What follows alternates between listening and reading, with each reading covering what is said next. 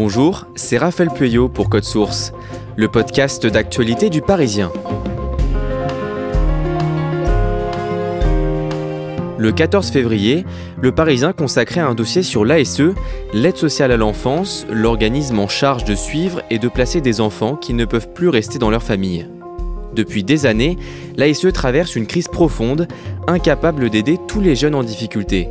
Des éducateurs dénoncent le manque de moyens et l'abandon de l'État.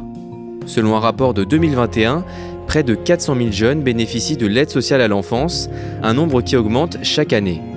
Hakan Marty, 31 ans, fut l'un d'entre eux. Il a grandi dans une famille d'accueil, puis dans un foyer, avant de devenir lui-même éducateur. Pour Code Source, il raconte son parcours au micro d'Ambre Rosala.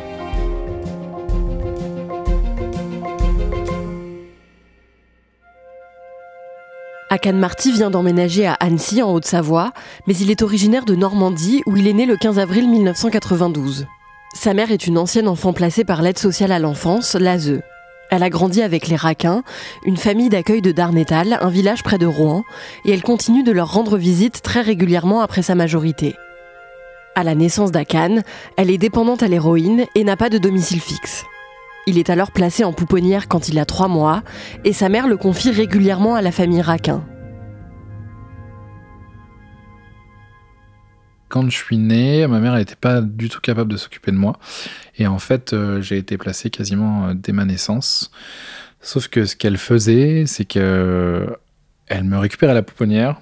Elle m'embarquait dans la famille d'accueil sans autorisation parce que j'étais pas officiellement placé chez eux, mais du coup c'était un peu son lieu secours, son lieu où elle se sentait bien. Donc elle me laissait là-bas, elle m'embarquait avec elle dans les lieux où elle vivait, et dès qu'elle pouvait plus du tout me nourrir ou qu'elle avait d'autres choses à faire, elle me relaissait dans la famille d'accueil. Puis à force, les services de l'aide sociale à l'enfance m'ont placé dans la famille d'accueil en question à 1 an et demi, et j'y suis resté jusqu'à mes 15 ans. Hakan appelle Monsieur et Madame Raquin, le couple qui s'occupe de lui, tonton et tata. Ils vivent dans une maison avec un grand jardin où ils s'occupent de 4 enfants de l'aide sociale à l'enfance, dont Hakan.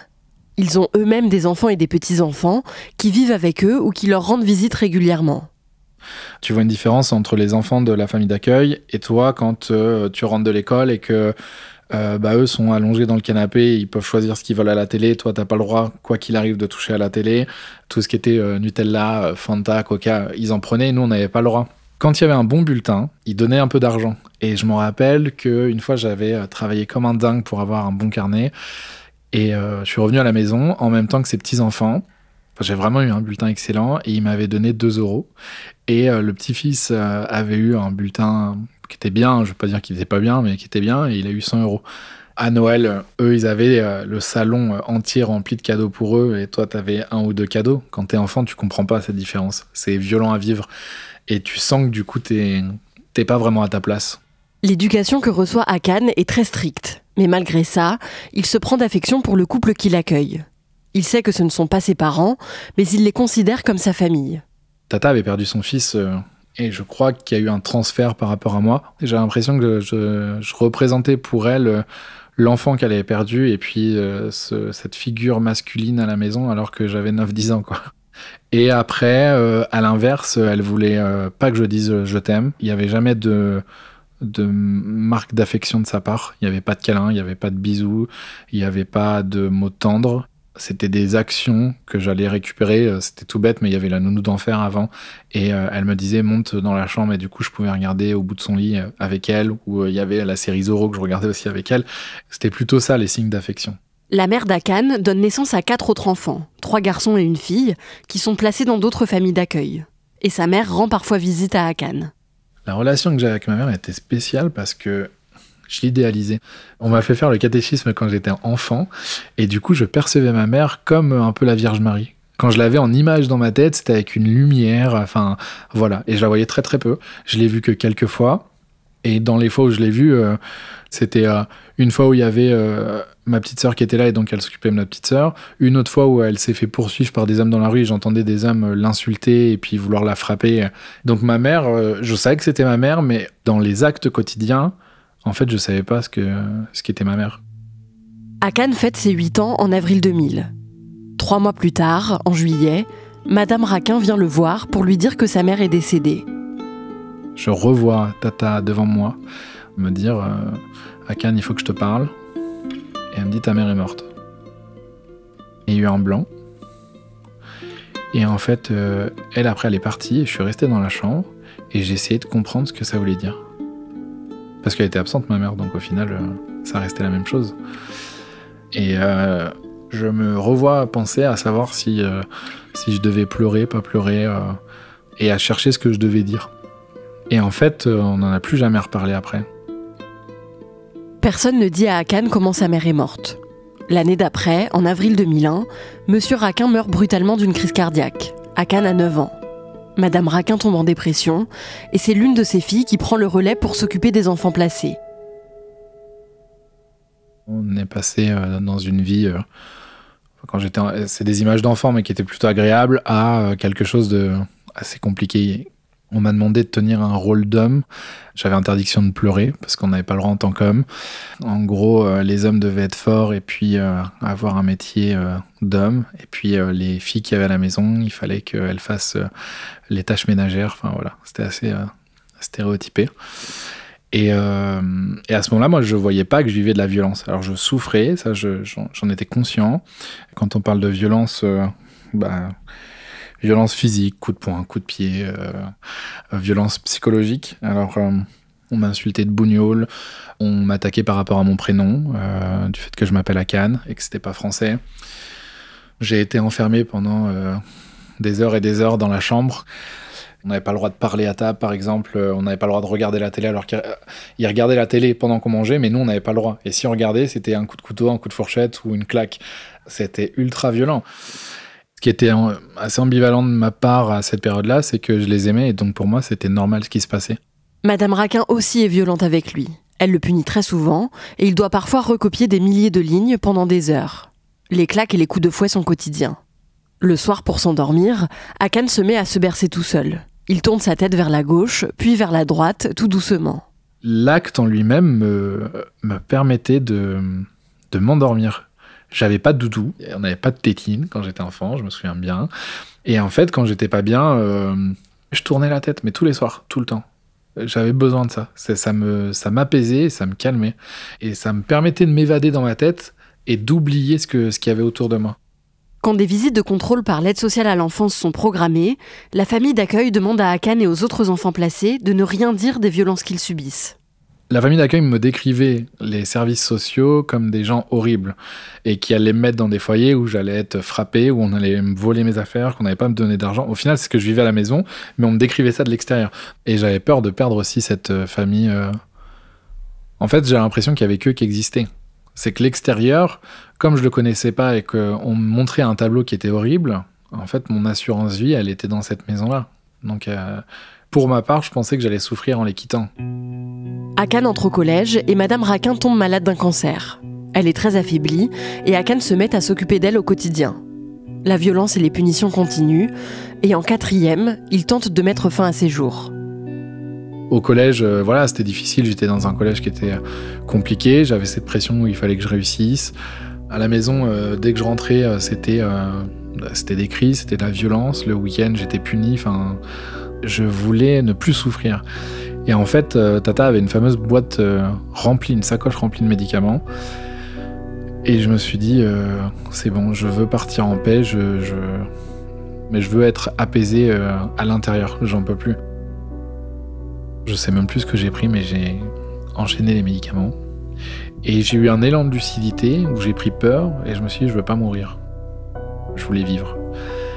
Et donc j'ai couru voir Tata pour lui dire.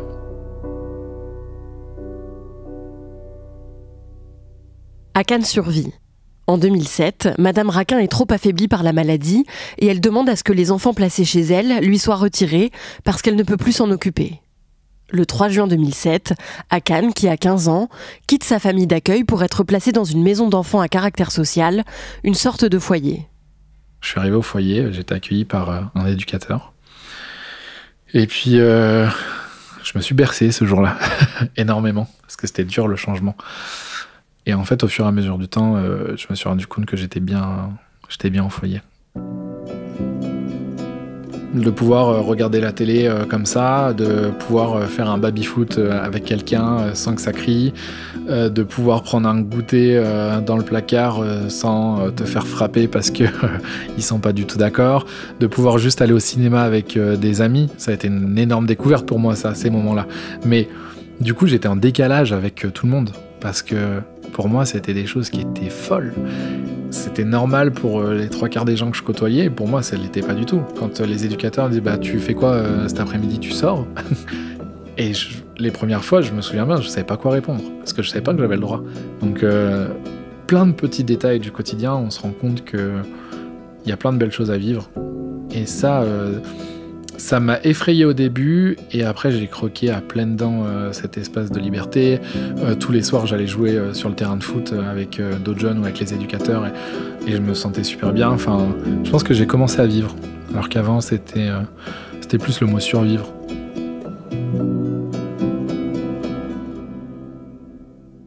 Le foyer accueille des dizaines d'enfants et d'adolescents de tous âges, divisés en différents groupes.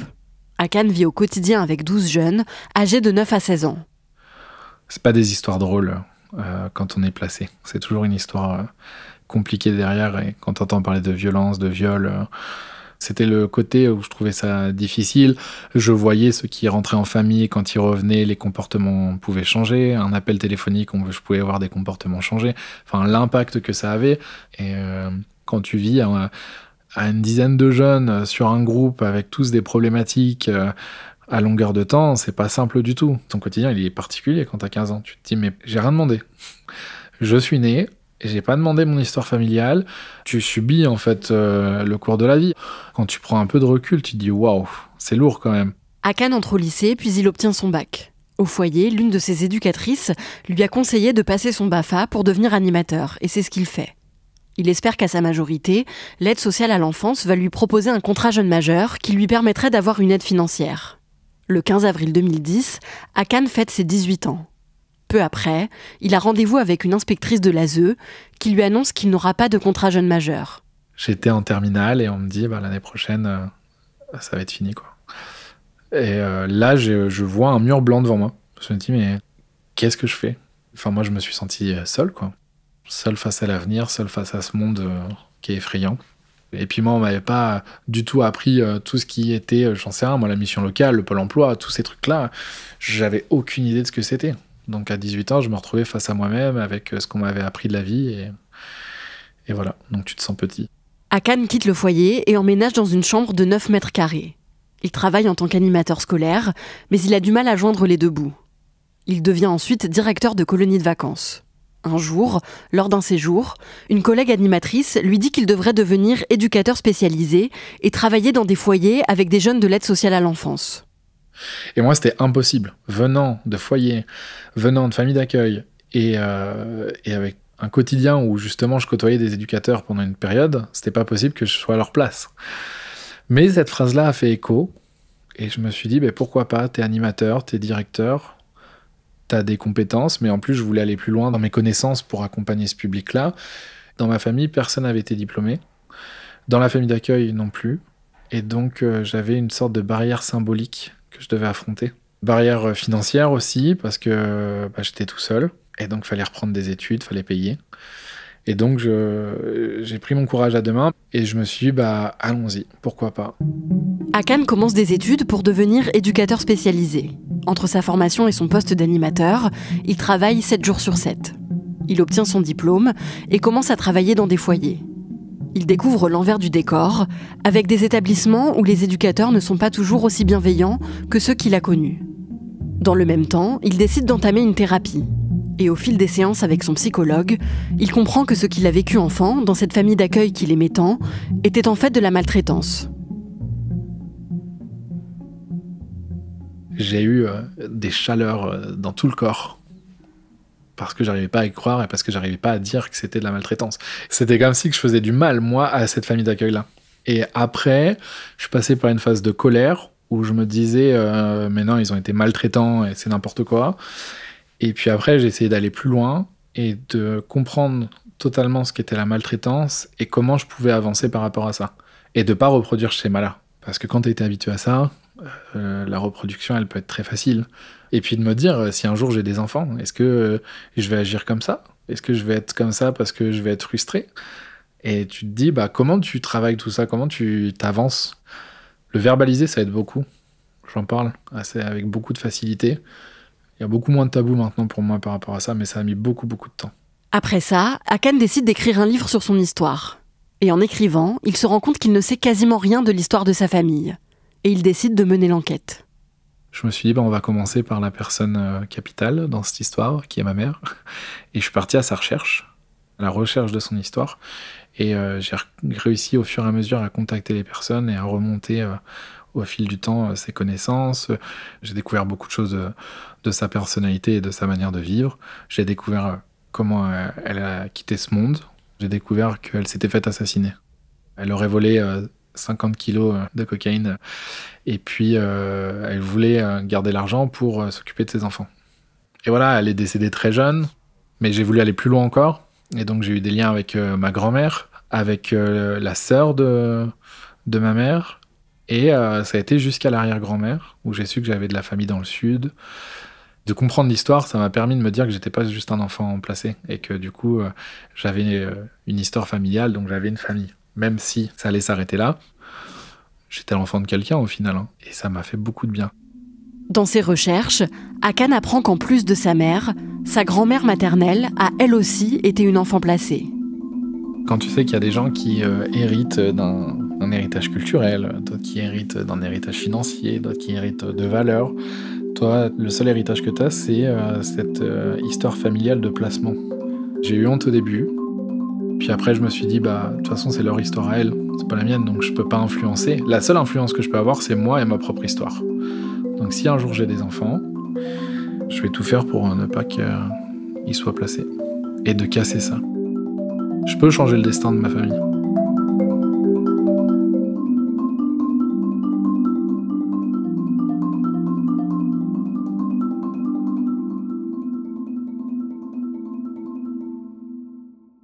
Ambre, comme il le raconte à la fin de l'épisode, Hakan est parti sur les traces de sa mère et de sa famille. Il en a fait un livre, Enfant mal placé, publié en 2021 aux éditions Max Milo. Aujourd'hui, qu'est-ce qu'il sait de son père ? Alors, il a retrouvé qui c'était lorsqu'il a enquêté sur sa mère. Ils se sont rencontrés, Hakan a pu en savoir plus sur son histoire familiale, mais ils en sont restés là et ils n'ont pas gardé contact. Tu parles beaucoup de la famille d'accueil d'Hakan. Est-ce qu'ils ont été rémunérés pour l'accueillir ? Oui, être famille d'accueil, c'est un métier. Les personnes qui accueillent des enfants de l'ASE sont considérées comme des salariés des services du département. Et donc, le couple qui a accueilli Hakan a été rémunéré pour Hakan, mais aussi pour les 3 autres enfants de l'aide sociale à l'enfance qu'ils accueillaient en même temps que lui. La rémunération dépend des départements, mais en général, pour un enfant, elle tourne autour d'un SMIC mensuel, donc environ 1 700 € bruts par mois. Et s'il y a plusieurs enfants, il y a bien sûr des indemnités complémentaires par enfant, mais là encore, ça dépend des départements. Hakan a 4 demi-frères et demi-sœurs.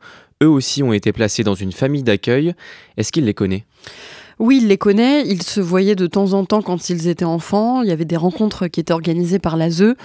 Mais c'est vrai que ça restait assez rare et donc ils n'ont pas vraiment créé de lien. Il a été en contact avec l'un de ses frères, Quentin, quand il est parti à la recherche de l'histoire de sa famille. Ils ont fait quelques recherches ensemble. Mais au-delà de ça, il n'est pas vraiment resté en contact avec ses frères et sœurs. Merci, Ambre Rosala. Cet épisode a été produit par Clara Garnier-Amouroux, réalisation Julien Moncouquiol. Code Source est le podcast d'actualité du Parisien. Nous vous proposons aussi 2 autres podcasts, Crime Story avec une affaire criminelle à retrouver chaque samedi et Le Sacre, notre nouveau podcast consacré aux Jeux Olympiques avec un nouvel épisode chaque mercredi.